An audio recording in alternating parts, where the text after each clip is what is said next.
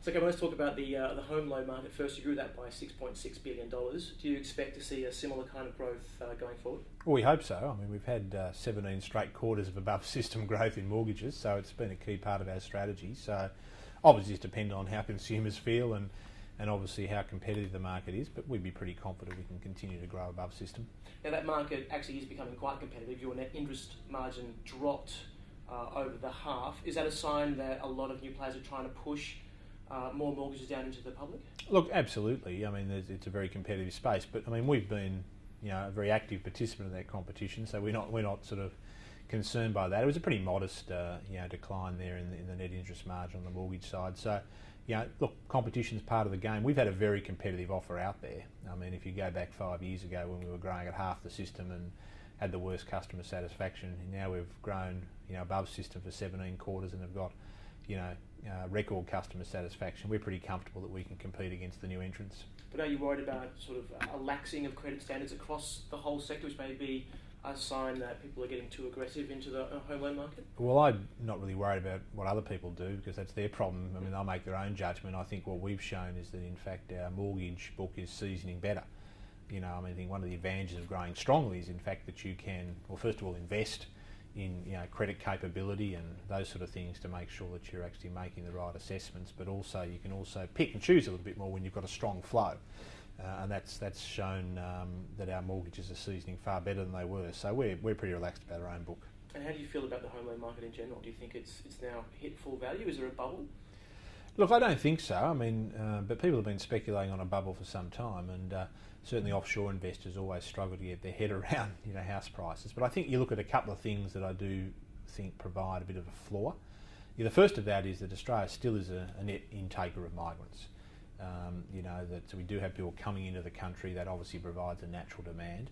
That's concentrated in only a few urban centres, so it's not spread right across the country. It's into Brisbane, Sydney, Melbourne, Perth in particular. So that demand is concentrated. You then have a genuine issue with getting land released in most urban centres. I mean, it can take anything up to 15 years from a concept stage through to actually getting land released. So there's a genuine constraint on supply, as well, which really helps. And then the final thing is, of course, that monetary policy is very effective in Australia because such a high proportion of our mortgages are variable. So if you did have a crisis, the capacity for the Reserve Bank to adjust interest rates and really provide rate relief, which helps because obviously one of the things that does drive property prices down is if you've got a sudden stock on the market. So when you put all that together, which are kind of unique factors to Australia, it does provide, I think, a bit of a floor under house prices, and that's why I don't think there's a bubble. Now let's talk about your business customers. Your book was down, $1 billion, I think.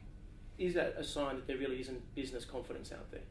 No, look, it's in many respects, there's not a lot of business activity out there. So, we're the largest business bank and credit growth's been quite subdued. But, we've also taken that opportunity to de-risk our book. And the reality is that revenue and bad and doubtful debts and capital are not mutually exclusive. And, we took a view that said there's a real dividend for us at the moment where there was some competitors who were keen to grow.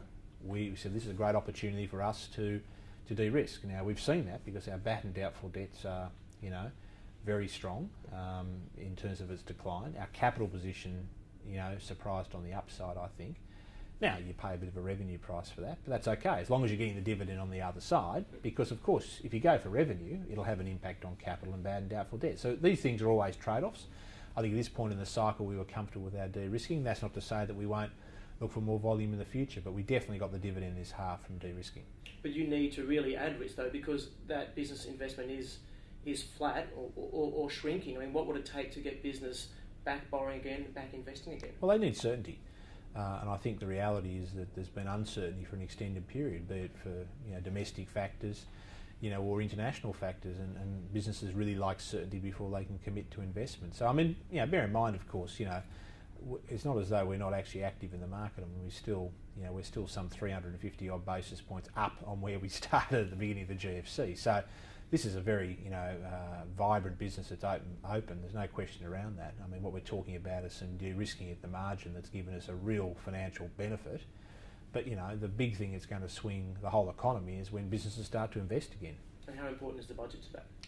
It's one of the factors. I mean, people, obviously don't make big decisions when there's speculation, whether the budget's good, bad, or indifferent. The reality is, once it's done, and then business can at least have the certainty of working their way through it. So, it's hopefully one of those things that people can tick off. I mean, they wanted a change of government, they got that.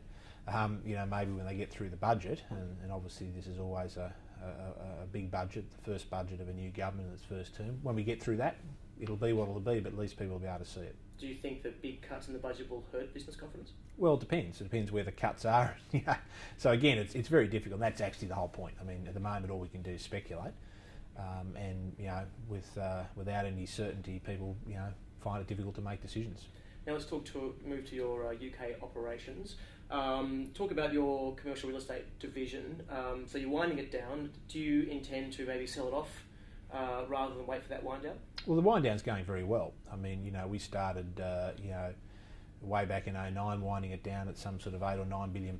It's down to sort of 3.3 billion. We ran off 700 million in this half. So it's running off very well, both the performing and the non-performing. But we're open. I mean, we'll always look at opportunities to accelerate that and say, well, is the acceleration worth the financial impact? So we're open to it, and obviously one of the things that's helping it is the UK economy improving. And that has improved a lot and helped your UK banking business a lot too. So there was talk about selling that off. Would you rather stick in there and actually grow that business? Well, that's really a decision, for Andrew Thorburn, who's going to step into my chair in August, should I say. But, look, fundamentally, we've never made a secret of the fact that the UK is an underperforming business. It's not a business that this management team bought, and we've had to endure a pretty difficult operating environment there, and all we can do is restructure it and make sure it's in the best possible shape. Obviously, if the economy improves, then that gives you more options, but that'll be a question for a future team. Now, finally, this is your last results you've given out. How would you like to be remembered? Look, I think fundamentally this bank's in a much stronger position than it was 5.5 years ago, and that's a simple legacy. I mean, if you can leave the organisation stronger than when you found it, that gives a good platform for the next team, and I think there's no question on just about every measure the bank's stronger. Now, people could argue, it could have been even stronger. Well, maybe it could have, but the reality is it is stronger, and therefore that means that the next management team will have less legacy to focus on and more growth. Some had said that maybe you were a bit too boring. Looking back, would you like to have gone harder at some times? Oh, I mean, you can always make assessments in hindsight. As I said, the bank's fundamentally stronger. That's good enough for me. Clyne, thanks very much. Thank you.